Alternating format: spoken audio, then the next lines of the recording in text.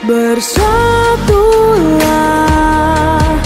Indonesia, jangan pernah terpecah belah. Walau kita berbeda, walau kita tak sama, Radio Republik Indonesia, kita Indonesia sesungguhnya.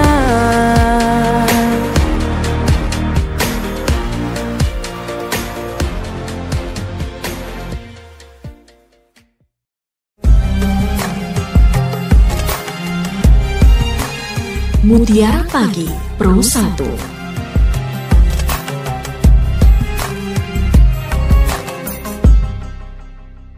Assalamualaikum warahmatullahi wabarakatuh. Selamat pagi pendengar setia RRI dimanapun Anda berada. Saya Gita Ayu menemani Anda di Mutiara Pagi kali ini, Sabtu 15 Februari 2025.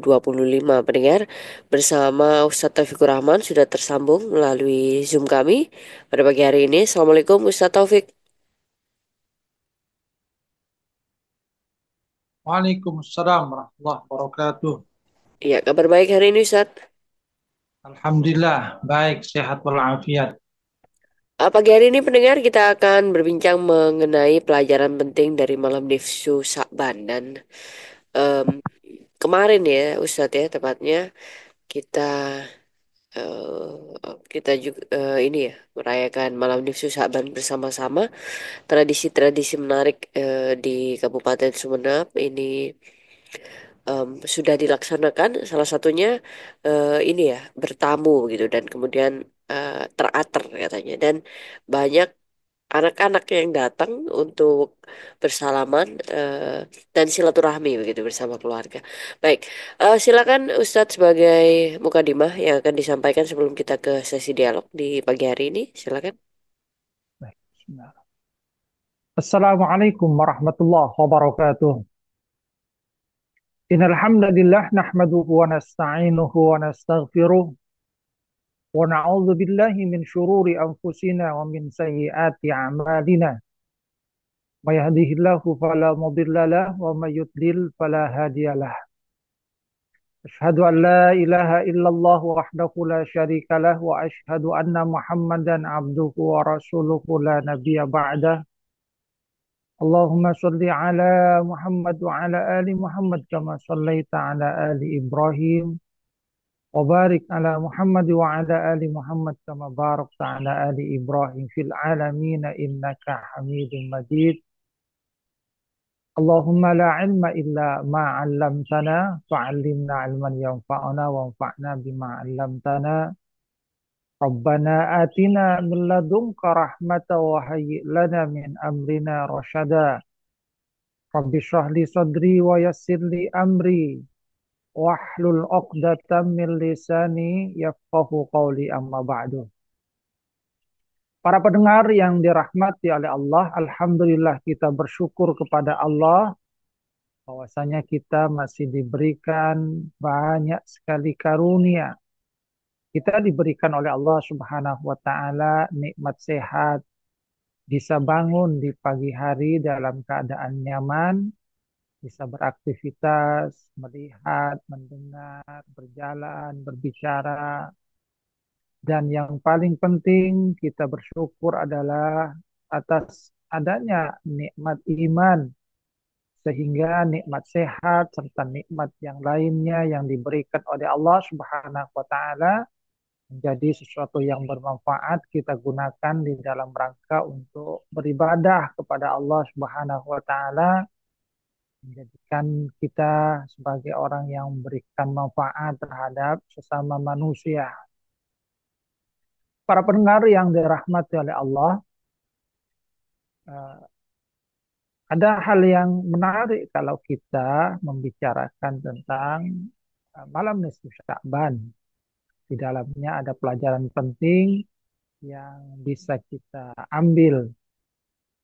Bagaimana yang mungkin sudah kita ketahui bersama bahwa di bulan Sya'ban ini seluruh amal kita itu dilaporkan kepada Allah Subhanahu wa taala, turfa'u fihil a'mal.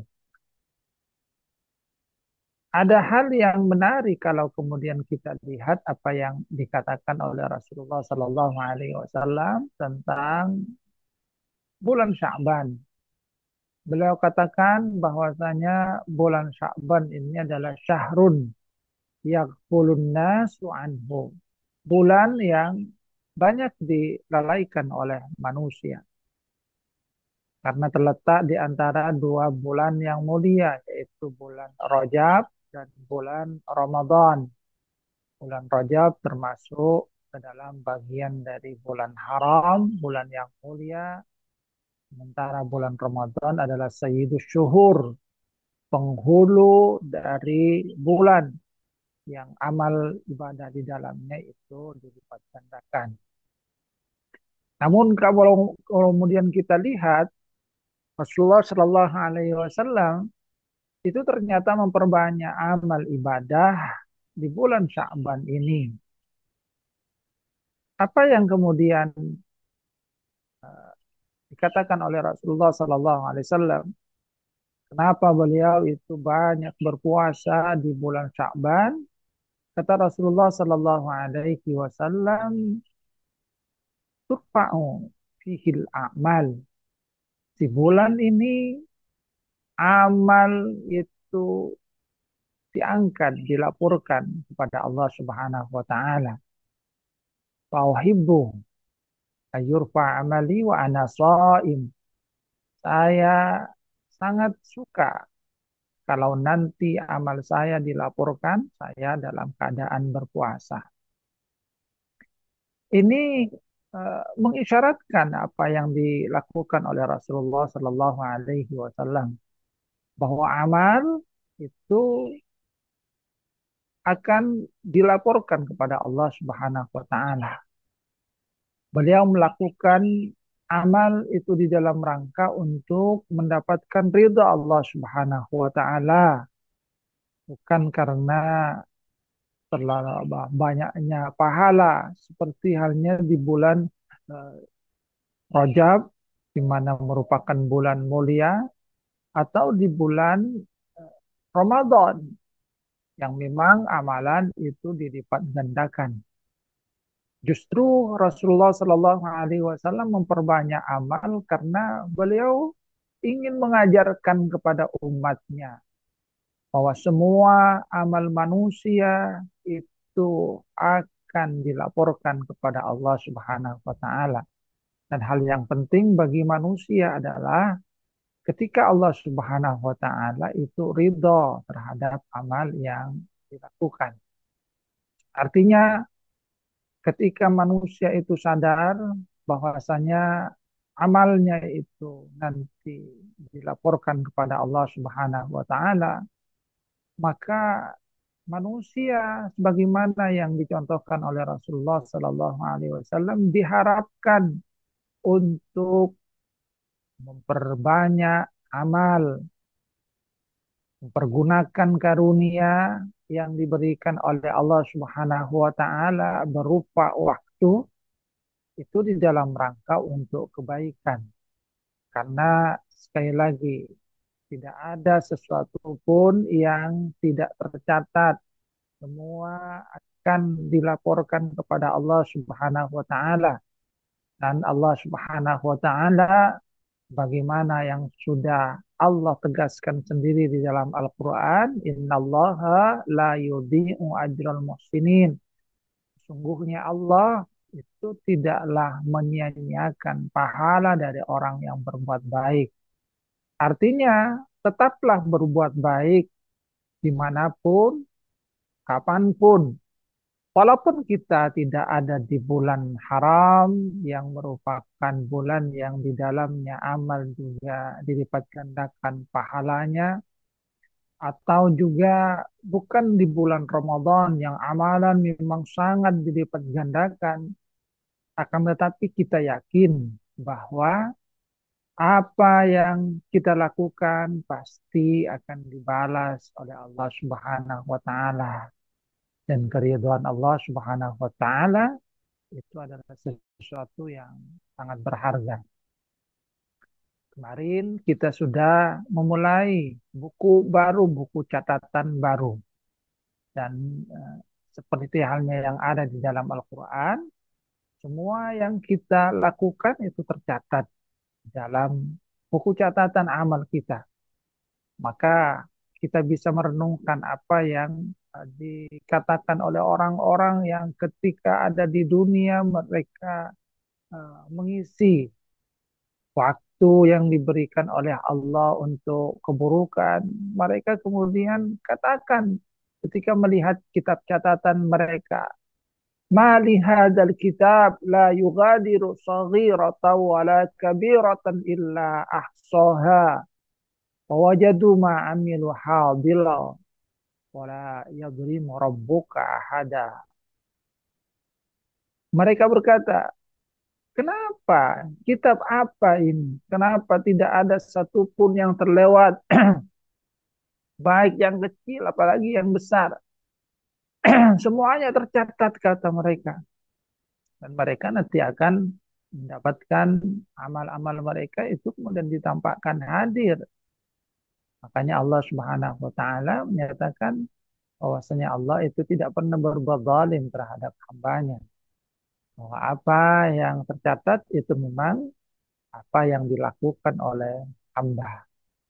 Artinya, mari kita isi lembaran-lembaran kehidupan kita itu dengan amal baik, karena semuanya itu akan dilaporkan, dicatat, dilaporkan kepada Allah Subhanahu wa taala.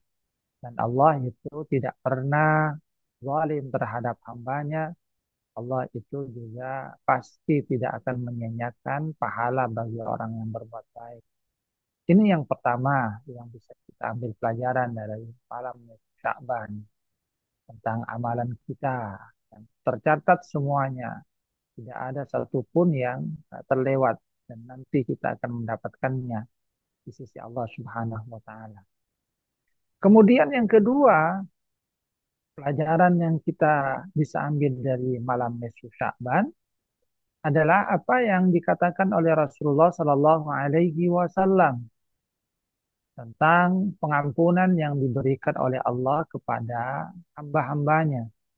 Rasulullah Sallallahu Alaihi Wasallam menyatakan, "Yattali'ullah Azza wa Jal." Allah itu uh, melihat hamba-hambanya. Yattali'ullah Azza wa Jalla ala khalqihi lailatan nisfi min Sya'ban. Pada malam pertengahan Sya'ban, malam nisfu Sya'ban. Setelah itu kata Rasulullah sallallahu alaihi wasallam, "Fayaghfiru li jami'i khalqihi." Allah memberikan ampunan kepada semua makhluknya, illa li musyrik atau li musyahin, kecuali dua golongan yang Allah Subhanahu wa taala tidak berikan ampun kepada mereka. Dua golongan itu pertama adalah orang yang menyekutukan Allah dengan sesuatu yang lain. Musyrik, orang yang musyrik, yang tidak mengesahkan Allah Subhanahu wa taala, yang menduakan Allah atau mentinggalkan Allah, yang menyekutukan Allah dengan selainnya. Ini tidak akan mendapatkan ampunan dari Allah Subhanahu wa taala sampai dia mau bertaubat, meninggalkan kesyirikannya. Dan yang kedua adalah musahin, orang yang masih bermusuhan. Nah, hal yang menarik di sini ternyata orang yang bermusuhan juga tidak mendapatkan ampunan dari Allah Subhanahu wa taala. Ini mengisyaratkan bahwasanya persoalan ibadah dalam agama kita itu bukan hanya bagaimana kita menjalin hubungan yang baik dengan Allah Subhanahu wa taala, tapi juga tentang bagaimana kita menjaga hubungan yang baik terhadap sesama manusia. Kelapangan hati kita, kebersihan hati itu juga merupakan bagian dari sesuatu yang menyebabkan kita mendapatkan ampunan dari Allah Subhanahu wa taala. Di dalam agama memang diajarkan bahwa ada dua tali yang menghubungkan manusia. Yang pertama adalah hablum minallah, tali dengan Allah Subhanahu wa taala. Bagaimana kita menjaga hubungan yang baik dengan Allah Subhanahu wa taala, yaitu dengan tidak menyekutukan Allah. Kita beribadah kepada Allah Subhanahu wa taala lewat ibadah mahdhah. Makanya orang yang musyrik itu juga tidak mendapatkan ampunan dari Allah Subhanahu wa taala. Di malam ketika Allah memberikan ampunan kepada semua makhluknya. Kemudian yang kedua adalah hablum minan nas, hubungan dengan sesama manusia. Bagaimana kita menjaga hubungan yang baik dengan sesama manusia. Sehingga Rasulullah Shallallahu Alaihi Wasallam mengisyaratkan seseorang yang ternyata di dalam dirinya masih ada permusuhan dengan orang lain, yang berarti dia tidak menjaga hubungan yang baik dengan manusia, dia juga tidak mendapatkan ampunan dari Allah Subhanahu wa taala. Bagaimana dia akan mendapatkan ampunan dari Allah sementara dia tidak mau untuk memaafkan orang lain? Bagaimana dia mau mendapatkan kasih sayang dari Allah sementara dia tidak mau mengasihi orang lain? Irhamu man fil ardi yarhamkum man fis sama. Sayangi yang ada di bumi, nanti yang di langit akan menyayangi kamu. Dan di dalam Al-Quran, surah Ali Imran ayat 134, Allah Subhanahu wa taala mengisyaratkan tentang sifat dari orang yang bertakwa, yang ternyata di situ yang disebutkan adalah yang berhubungan dengan sesama manusia. Allah Subhanahu wa taala katakan, a'udzubillahi minasyaitonir rajim, wasari'u ila maghfiratin min rabbikum wa jannatin arduhas samawati wal ardu uiddat lil muttaqin. Bersegeralah kalian menuju ampunan dari Allah dan surga yang luasnya seperti halnya langit dan bumi disiapkan untuk orang yang bertakwa. Di dalam ayat ini Allah Subhanahu wa taala menyinggung juga tentang ampunannya yang akan diberikan kepada orang yang bertakwa. Bersegeralah kata Allah Subhanahu wa taala supaya kalian itu bisa mendapatkan ampunan dan nanti akan mendapatkan karunia surga. Siapa orang yang bertakwa yang disebutkan di dalam ayat ini? Ternyata yang disebutkan adalah sebagaimana yang diisyaratkan oleh Rasulullah Sallallahu Alaihi Wasallam juga, yaitu yang mempunyai hubungan yang baik dengan sesama manusia.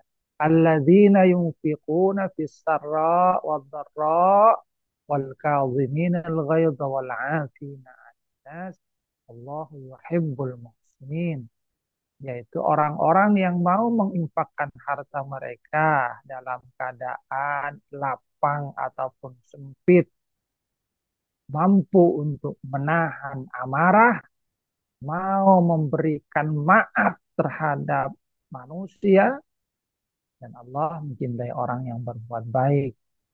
Jadi di dalam ayat ini yang berbicara tentang orang bertakwa yang akan mendapatkan ampunan dari Allah Subhanahu wa taala, ternyata yang disebutkan adalah yang berkaitan dengan manusia, punya kepedulian terhadap sesama manusia, mau berbagi dari apa yang dikaruniakan oleh Allah pada dirinya, tidak pelit.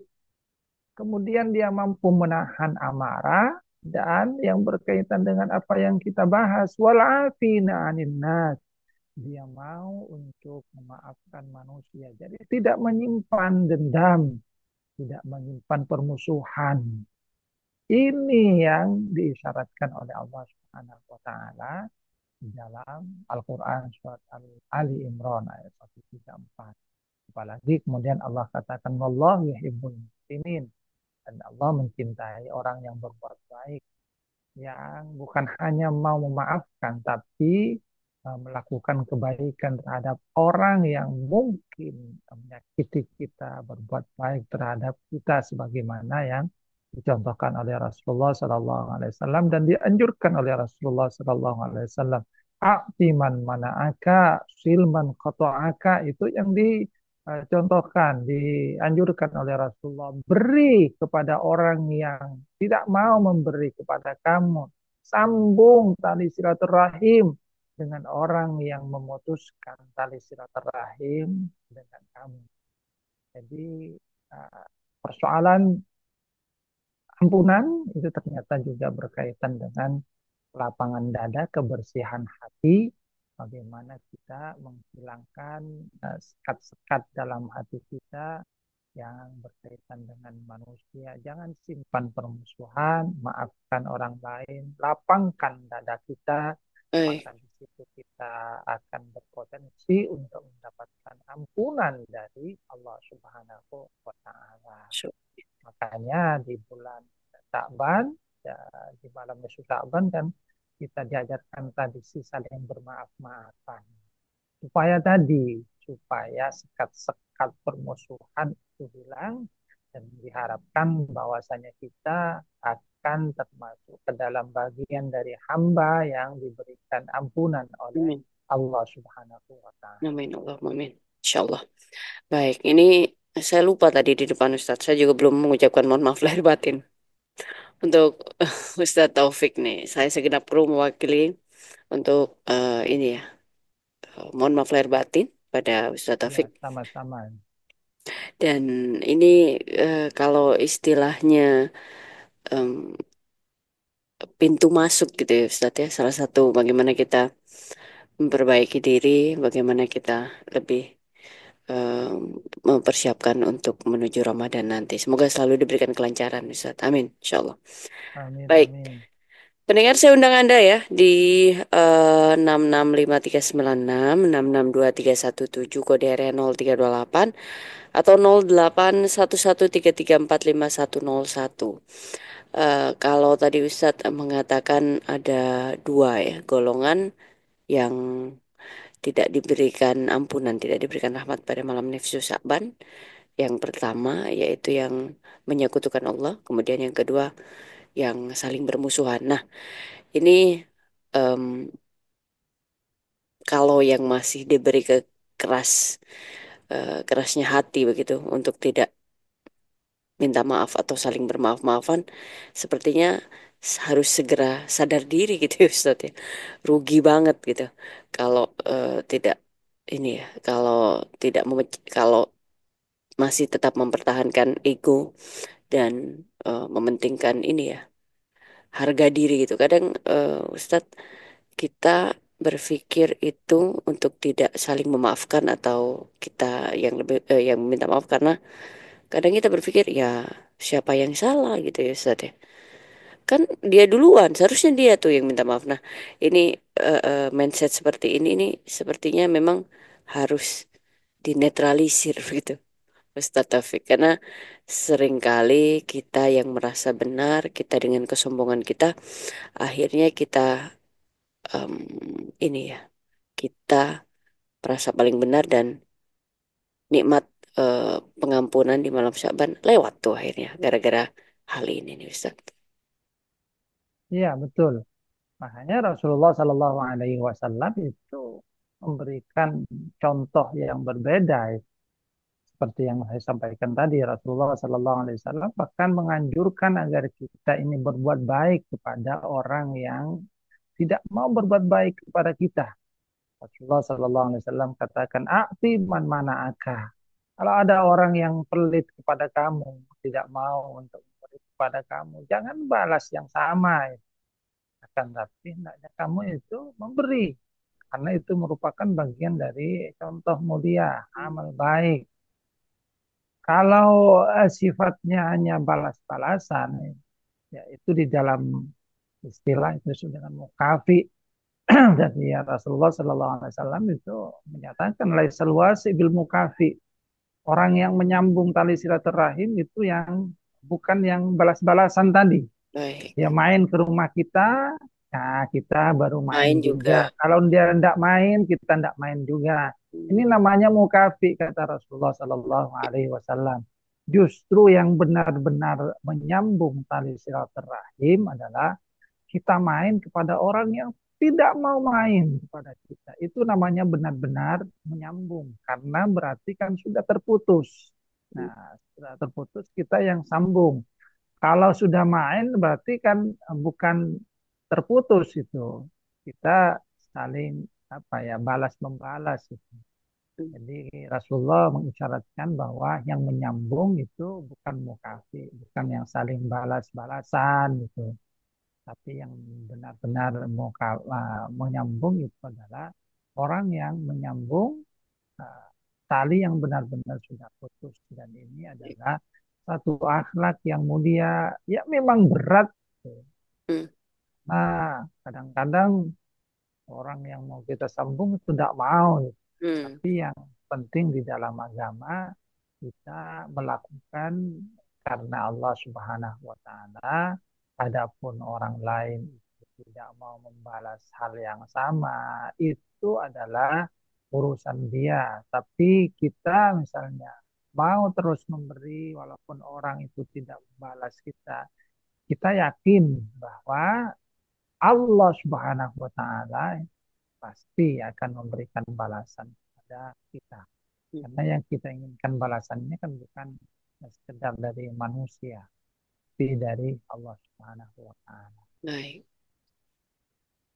Oke, baik. Kemudian Ustadz ada ini ya, saya sering mendapat broadcast begitu ketika mendekati malam nifsu Sya'ban. Em, Misalnya mengerjakan ini ya, surat Yasin begitu, membacakan surat Yasin 3 kali atau em, hal lain begitu. Adakah anjuran khusus memang dari Islam untuk malam nifsu Sya'ban ini, Ustaz? Kalau dari Rasulullah Shallallahu Alaihi Wasallam, sebenarnya tidak ada amalan khusus. Jadi tidak ada amalan khusus dari Rasulullah Shallallahu Alaihi Wasallam tentang apa yang kita lakukan di malam Sya'ban.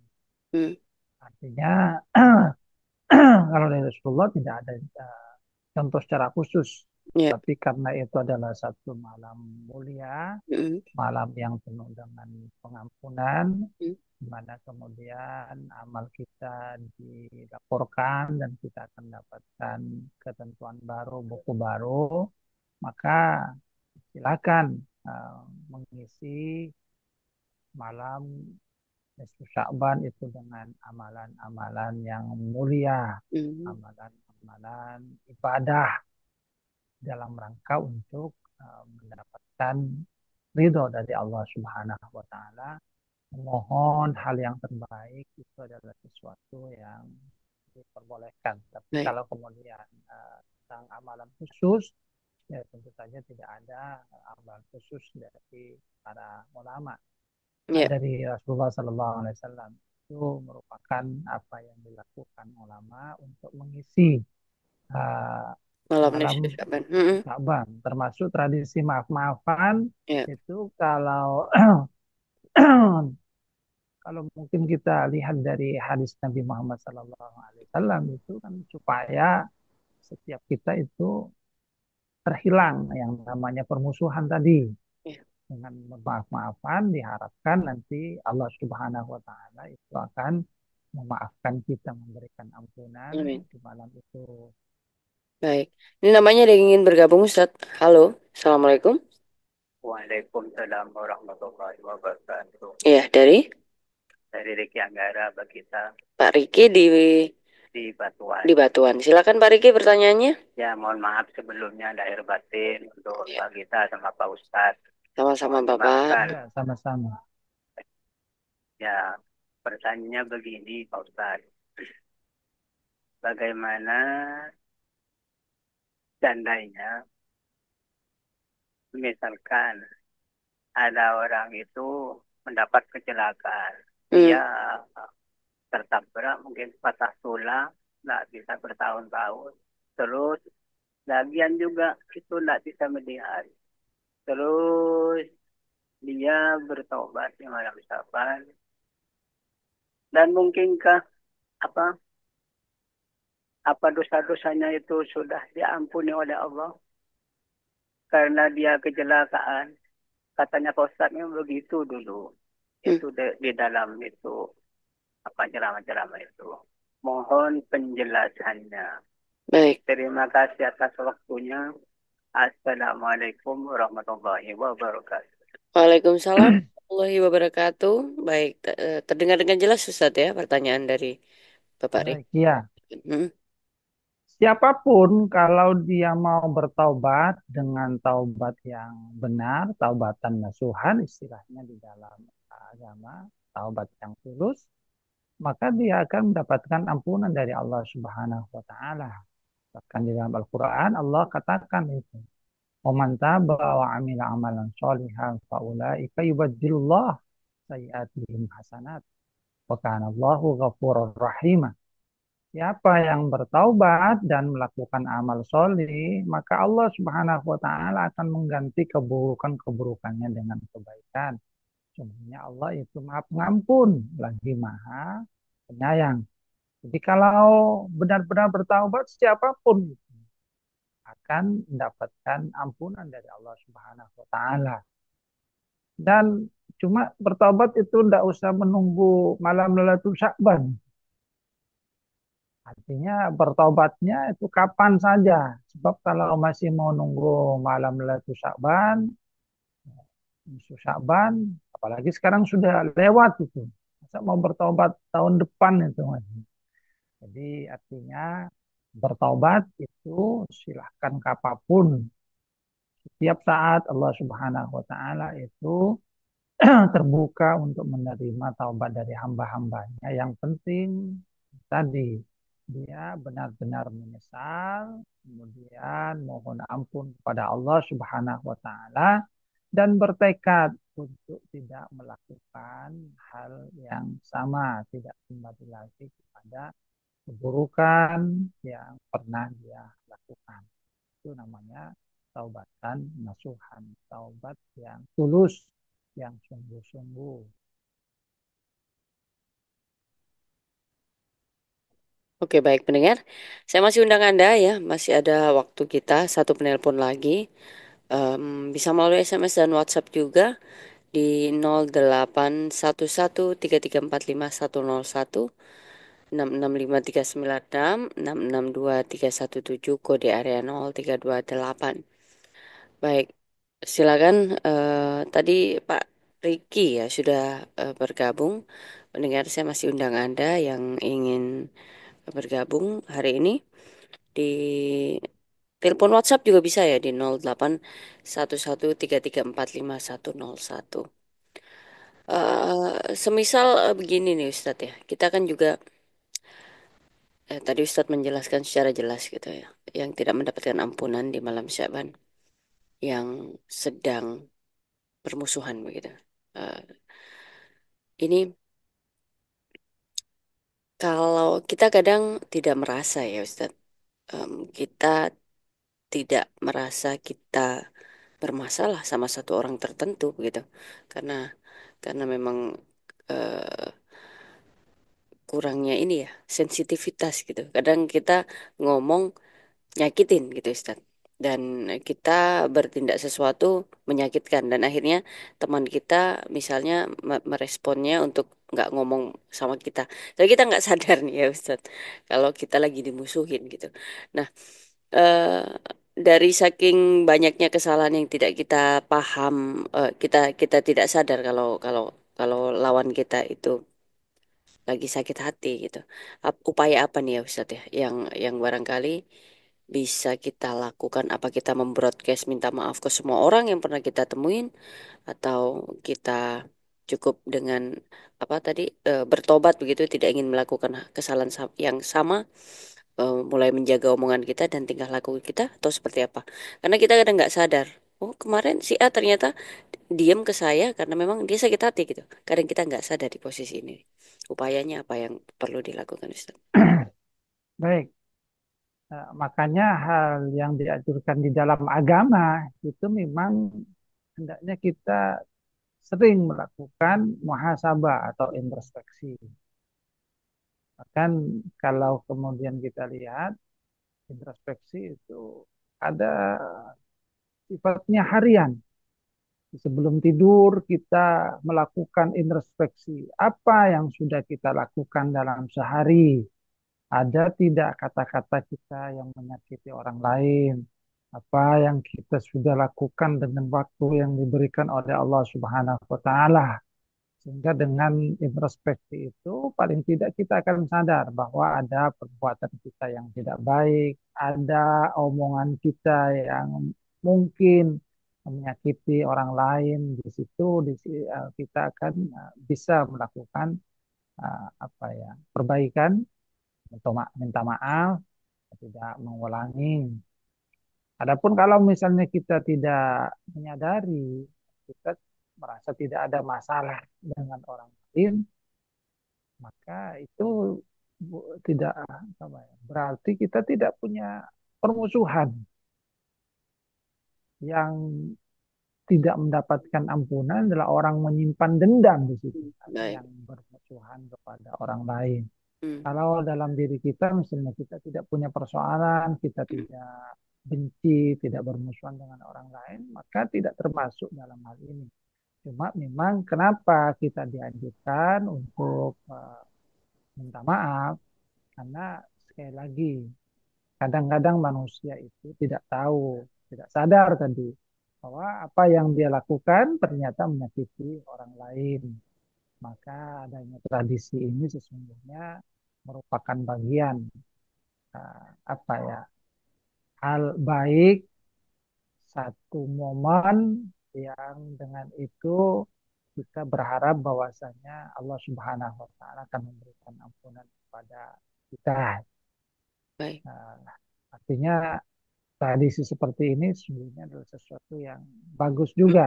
Hmm. Walaupun ya jangan nunggu malam nisfu Sya'ban untuk minta maaf gitu kan. Oke. Nanti Baik. keburu meninggal dunia sebelum nisfu Sya'ban. Apalagi sekarang sudah lewat gitu kan. Hmm. Kalau masih nunggu malam nisfu Sya'ban masih tahun depan lagi minta maaf. Jadi kapanpun maka kita bertaubat, kapanpun kita harus segera minta maaf kalau ada persoalan. Cuma momen seperti ini bisa kita gunakan sebagai sebuah apa ya, waktu yang di situ kita saling memaafkan antara satu dengan yang lainnya. Baik. Baik. Oke, ini tadi Ustadz mengatakan ini ya, yang bermasalah itu ketika kita sengaja bermusuhan dan memang kita menyimpan dendam gitu ya, menyimpan mengingat-ingat kesalahan saudara kita, akhirnya kita justru yang merugi karena kita yang menimbulkan permusuhan itu.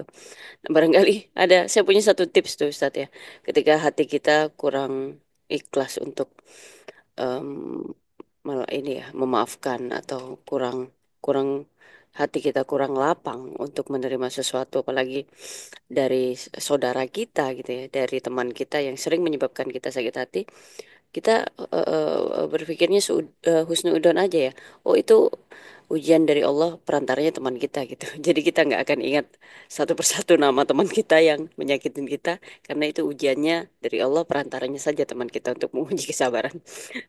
Barangkali seperti itu tuh, Iya, iya, itu iya. masuk akal Ustaz ya. Mm. Oke, Ya, bisa baik. seperti itu. Sehingga kita tidak terlalu menyimpan Mm-mm. dendam gitu. Sebab sebagaimana halnya sampah itu, kan, dendam itu juga sampah. Ya, Kalau kita terus menumpuk sampah di rumah, nanti sampahnya itu menggunung. Ya, kalau sehari mungkin baunya tidak begitu, tapi kalau sampai setahun itu kan semakin bau. Nah, orang yang menyimpan dendam sungguhnya seperti itu. mm, Apalagi kemudian dendamnya lama, bertumpuk-tumpuk, maka sesungguhnya akan membebani dirinya dan dia mm. sendiri yang akan merasakan hal yang tidak baik dari akibat dia menyimpan menyebabkan adanya dendam dan permusuhan. Baik, sebenarnya itu merusak diri sendiri begitu Ustadz ya. Oke, dan waktu kita terbatas Ustadz pada pagi hari ini dan insya Allah bermanfaat apa yang disampaikan Ustadz tadi. Yang belum bermanfaat, belum bermaaf-maafan, segera kali aja masih ada waktu. Kalau sudah telat banget ya introspeksi diri, semoga tahun depan bertemu lagi. Atau nunggu hari raya ya Ustadz ya. Kan bisa lagi maaf-maafan nih di Idul Fitri kali ini. Baik, terima kasih banyak Ustadz Taufikur Rahman. Selamat berakhir pekan. Semoga selalu diberikan kesehatan, keberkahan, dan kebahagiaan bersama keluarga di weekend kali Amin. ini. Saya Gita Ayu pamit undur diri. Terima kasih banyak atas waktunya Ustadz Taufik. Assalamualaikum warahmatullahi wabarakatuh.